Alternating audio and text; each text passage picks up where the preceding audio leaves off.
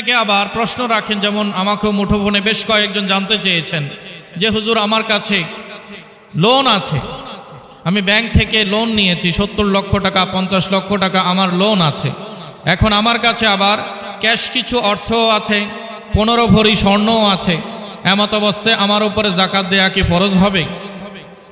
দেখেন, ঋণের বিষয়টা দু ধরনের।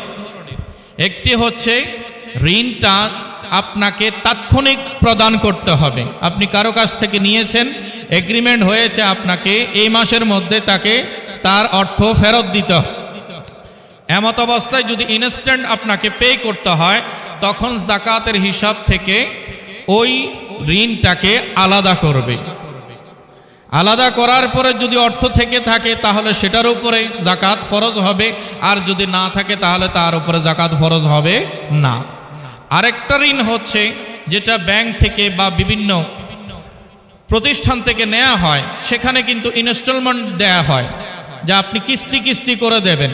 তাহলে ওনাকে সুযোগ দেয়া হয়েছে, আপনি এই চুক্তির আওতায় 100 কিস্তি, উনি যিনি আমাকে জিজ্ঞাসা করেছেন তিনি বলছেন 170টি কিস্তি আমাকে দিতে হবে।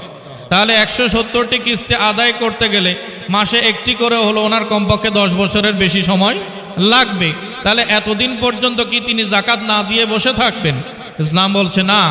যদি কর্জের মধ্যে, ঋণের মধ্যে এই তথ্যটা থাকে যে এটি আপনি পরবর্তীতে আপনার সুযোগ অনুপাতে প্রদান করবেন, তাকে যদি পরবর্তী আদায়ের সুযোগ দেয়া হয় তাহলে সেই ঋণটাকে যাকাতের হিসাবে আনা যাবে না। সেটা আলাদা, সেই ঋণটা তিনি আলাদাভাবে আদায় করতে থাকবেন। ওনার কাছে বছর শেষে যে অর্থ থাকে ওই অর্থের উপরে যদি নেশাব পূর্ণ হয়ে যায় তখন তাকে অবশ্যই যাকাত আদায় করতে হবে।